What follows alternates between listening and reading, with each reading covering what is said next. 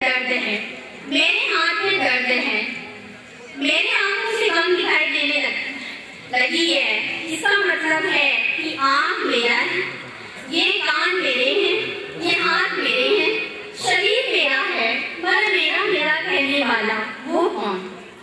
तो मेरा कहने वाली आत्मा। मैं आत्मा हूँ, शरीर नहीं हूँ। तो आत्मा समझेंगे तभी परमात्मा के साथ बुद्धि का संबंध जुड़ सकता है। मैं हिंदू हूँ, मैं मुसलमान हूँ, मैं सिख हूँ, मैं ईसाई हूँ, मैं जैनी हूँ, मैं बौद्धी हूँ। ये देह की तरफ है। इस देह की तरफ से जब हम ऊपर उठ जाएंगे और अपने को सोचेंगे आत्मा जो अजर अमर अविनाशी है, आत्मा का रूप ज्योति बिंदु स्वरूप है। जैसे दीपक जलाते हैं उससे लौ निकलती है, वैसे ही हम सभी आत्माओं का हैं जो इस शरीर को चला रही हैं।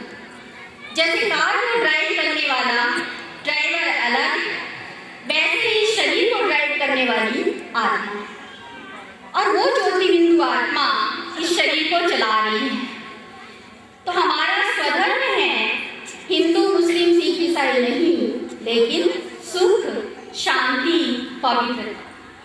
खुद भी सुख से रहें और दूसरों को भी सुख से रखें, खुद भी शांति से रहें और दूसरों को भी शांति से रखें। तो ये पवित्रता जब हम इस धरती पर आए थे तो भगवान ने हमें अपने समान बनाकर भेजा था और हम सभी शुद्ध थे, पवित्र थे। जब हम वापस जाएंगे तब भी हमें इसी स्वरूप में जाना पड़ेगा, शुद्ध बन के और पवित्र बन के।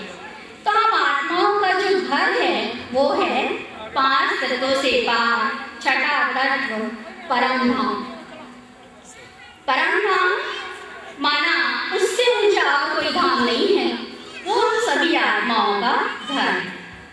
वहां से हम आत्माएं इस धरती पर आए हैं और आने के बाद जैसा जैसा कर्म किया है उसके अनुसार हमको घर, कारोबार, अड़ोसी पड़ोसी मिले हैं और हम सारा ये रंगमंच पर एक पार्ट प्ले कर रहे हैं। और ये ज्ञान देने वाला कौन है? ये ज्ञान देने वाला है स्वयं परमात्मा। नहीं तो आज तक किसी को नहीं मालूम था। भले दुनिया में साइंस ने बहुत कुछ दिया हुआ है, आसमान में उड़ना भी सिखा दिया है, लेकिन उनको खुद को नहीं पता कि मैं कौन। तो ये ज्ञान देने वाला स्वयं परमपिता परमात्मा शिव है। तो परमात्मा का नाम शिव है। जैसे जानवर के जो माँ बाप होंगे या जानवर के बच्चे होंगे, जानवर जैसे ही होंगे। पक्षियों के जो बच्चे होंगे पक्षियों की तरह ही होंगे।